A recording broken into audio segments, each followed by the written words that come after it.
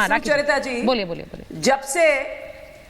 जब से India alliance बना है तब से प्रवक्ता यही आकर टीवी पर बोल रहे हैं कि हम जल्द ही डिसाइड करेंगे, हमारा कन्वीनर तय होगा, हमारी नीति तय होगी, हमारी सीट शेयरिंग का एक पॉलिसी तय होगी।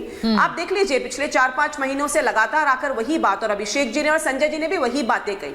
अभी ये बात कर रहे थे हमारे 2014 और 19 के इलेक्शंस की। देखिए 2019 के अंदर हमारे 25 करोड़ लाभार्थी थे और 22.9 करोड़ हमें वोट मिले।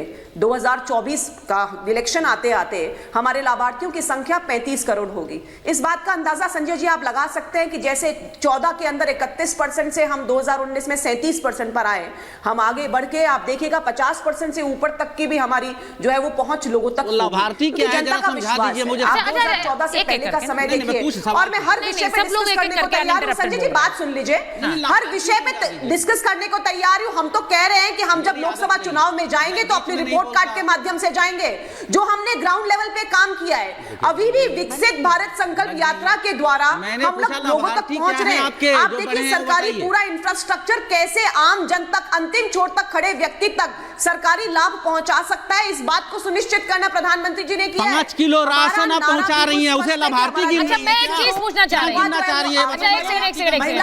अच्छा एक सेकंड राखी जी, मैं आपसे एक चीज, देखिए मैं एक बड़ा इंटरेस्टिंग टॉपिक पे बात करना चाहती हूँ अभिषेक झा जी को। बचाओ और प्रॉपर्टी बचाओ का काम करना है जो जनता को समझ में। राखी जी ये मैसेज आपको वोटर को देना होगा, ये मैसेज ये भी वोटर को देंगे, जिसका मैसेज वोटर समझेगा उसकी जीत होगी। मुझे बड़ा सीधा कैलकुलेशन लगता है। मैं एक बार हर्षवर्धन जी के पास जाना चाह रही हूँ। हर्षवर्धन जी, बिहार में रैलियां होनी थी, प्रधानमंत्री की एक रैली होनी थी, नड्डा जी की भी रैली होनी थी, उसे फिलहाल टाला गया है। अब संकेत ये मिल रहे हैं कि टालने का मतलब क्या है? क्या वो नीतीश कुमार पर अभी कोई फिलहाल हमला नहीं करना चाह रहे?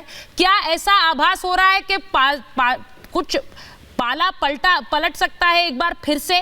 क्योंकि ये ऐसे कयास सिर्फ सियासी हलकों में चल रहे हैं, तो इसीलिए इन पर जरा रोशनी डालिए हर्षवर्धन जी। देखिए सुचरिता, ये तो बड़ा कठिन काम है। नीतीश जी तो सरकार में रहते हैं, अचानक उनकी गाड़ियों का काफिला राजभवन की तरफ चला जाता है, लालू जी के घर चला जाता है और वो सरकार बदल देते हैं।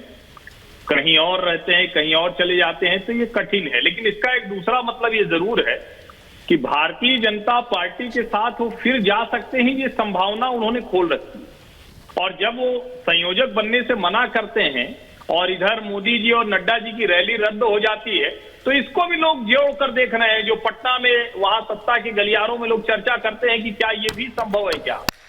लेकिन एक मुझे सीताराम येचुरी जी की पोस्ट दिखी और मुझे लगता है कि इस पर सबको चर्चा करनी चाहिए। ये वो पोस्ट है जिसमें वो बता रहे हैं कि नरेंद्र मोदी कर क्या रहे हैं। इसमें नरेंद्र मोदी का बड़ा अच्छा सा चित्र बना हुआ है और लिखा हुआ है, Ram Mandir is being built after delivering 500 kilometre of metro, 51 crore bank account, 4 crore free home, 315 medical colleges, 45 crore Mudra loans, 220 crore free vaccine, 1 crore family pipe water, 10,000 Jan Aushadhi Kendra, 10 crore people with LPG connection and 70,000 kilometre of national highways. ये सीताराम येचुरी ने ये पोस्ट की है एक्स पर। और जब मैं भी सुन रहा था, संजय भाई बढ़िया बोलते हैं, बेरोजगारी वगैरह कुछ बात कर रहे थे, तो अब सोचिए अगर गठजोड़ के नेता ही नरेंद्र मोदी का इस तरह से प्रचार कर रहे होंगे, तो ये गठजोड़ अपनी कौन सी बात मजबूती से जनता के बीच में कर पाएगा।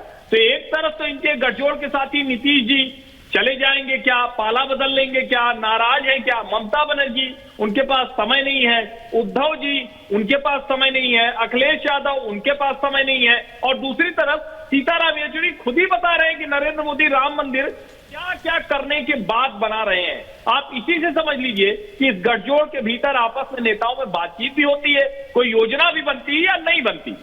अब ये जो हर्षवर्धन जी आपने बताया है, ये एक तरह का जो उपलब्धि कार्ड उन्होंने रख दिया नरेंद्र मोदी का कि क्या क्या उपलब्धियां उनकी रही हैं, ये मुझे लगता है आपके कहने के बाद एक बार फिर से विचार विमर्श होगा कि ये कर क्या दिया। मैं एक बार जरा हिमंता बिस्वा शर्मा ने जो बयान दिया अभिषेक जी, उसके बाद आप ही के पास आ रही हूँ क्योंकि हम बात कर रहे हैं नीतीश कुमार की। असम के सीएम हिमंता बिस्वा शर्मा ने कहा है कि इंडी गठबंधन पर वो कह रहे हैं कि इनके बीच आपस में कंफ्यूजन है। नीतीश ममता और कांग्रेस पर उन्होंने तंज कसा है, कहा है विपक्ष गठबंधन को लेकर गंभीर ही नहीं है, क्योंकि जो गंभीर होते हैं वो चुनाव प्रचार में लग जाते हैं। अभी तक ये तो अभी बैठक ही कर रहे हैं, वो भी बैठक में आधे लोग पहुंचे नहीं हैं। तो ये हिमंता बिस्व शर्मा का बयान है। मैं एक बार आपके पास आ रही हूं अभिषेक जी, जरा बताइए कि नीतीश कुमार बैठक में जरूर थे, लेकिन ममता जी नहीं आ रही थी, उद्धव जी नहीं आ रहे थे, व्यस्तताएं रही होंगी, मैं मानती हूं।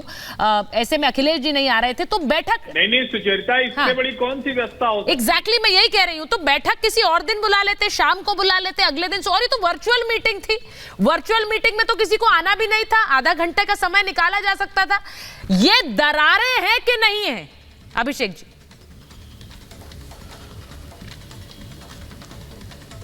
एक लाइन का जवाब है सुचरिता जी, हमारी पार्टी हर मसले को बहुत अलर्ट तरीके से देखती है। मीटिंग बुलाई गई, मीटिंग में बुलाया गया, मीटिंग में हम उपस्थित रहे, हमारी पार्टी की तरफ से स्टैंड रखा गया। अब जो लोग नहीं आ पाए हैं, बेहतर तरीके से अपना स्टैंड वही लोग बता पाए। यही बोली थी। और जो हमारे भाजपा के साथी इतना उत्साहित हैं, उन्हें भी जवाब देना चाहिए ना। 38 दल उनके साथ हैं, एक मीटिंग, एक प्रदर्शन के अलावा दोबारा कब मीटिंग हुई है?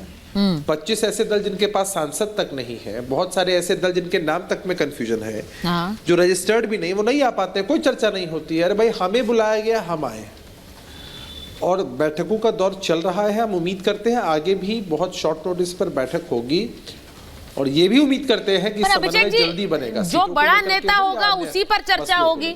अब मैं ये मानकर चल रही हूँ नीतीश कुमार जी के ऊपर ही चर्चा होगी ना। अब बाकी आपने कहा ऐसे दल हैं जिनका नाम भी रजिस्टर्ड नहीं है, उन पर चर्चा नहीं होगी।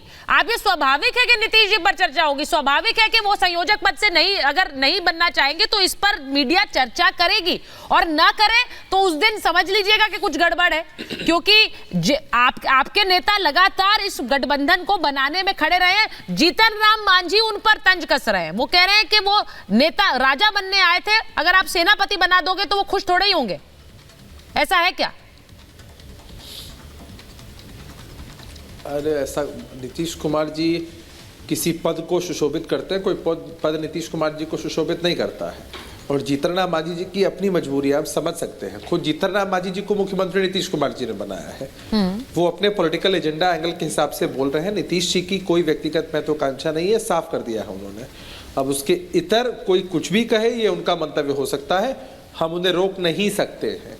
हम बस चाहते हैं कि इंडिया अलायंस के अंदर जो भी विपक्षी दल हैं, जिन भी प्रदेशों में समन्वय के साथ चुनाव लड़ना है, सब कुछ तय हो जाए। इस गठबंधन को इस वक्त संजय सरकार जी को लाइए जरा स्क्रीन पर। वरुण जी, मैं पूछना चाह रही हूँ, इस गठबंधन को लीड कौन कर रहा है? क्योंकि वरुण जी, आपकी पार्टी, एक बार किशोर जी के पास पहले जाऊंगी। किशोर जी, जरा बताइए इस गठबंधन को लीड कौन कर रहा है? आपने व्यस्तताएं जरूर बता दी, लेकिन 15 मिनट जुड़ सकते थे उद्धव ठाकरे। ना जुड़ना यानी कि नाराजगी जाहिर करना वरुण जी की पार्टी से, यह बताना कि कांग्रेस नहीं बताएगी हमें कि हमें कितनी सीटों पर लड़ना है। किशोर जी, नहीं, देखो तुम है ना, मुझे मेरी फ्रेम जरा फ्रीज हो गई थी, तो आपने बोला तो मैं पहले क्लियर कर देता हूं। जहां सुचरिता एंकर हो और राखी को पैनलिस्ट बोल के बीजेपी भेजता और हर्षवर्धन वहां पे एक्सपर्ट हो, तो मैं कभी गंभीर हो नहीं सकता। नहीं, राखी जी प्रवक्ता हैं पार्टी की। एक बात मैं और बताता हूं, महाराष्ट्र के हद तक मैं, किशोर जी, मेरे और आपके बीच में तो ये बातचीत चलती है, हंसी मजाक चलता है, लेकिन हमारी वो पार्टी की प्रवक्ता है, हर्षवर्धन जी वरिष्ठ पत्रकार हैं, और मुझे लगता है कि हम लोग आपस में व्यक्तिगत बातें तंज ना करें, उसके इतर मुद्दे पर बात करें। बोलिए किशोर जी। नहीं, एक मिनट, मैं बोल रहा हूँ। हाँ। जैसे वो नीतीश कुमार जी के बारे में बोल रहे थे, हाँ। तो नीतीश कुमार जी की इंटीग्रिटी पर इतने ज्यादा तंज नहीं कसना चाहिए, ये भी मैं बोलता हूँ। मैं इंडिया अलायंस में बहुत करीब हूँ, हाँ। और पार्टियों में सीट शेयरिंग के लिए राज्य वाइज डिस्कशन बहुत ही फाइनल स्टेज पे पहुंच गया है।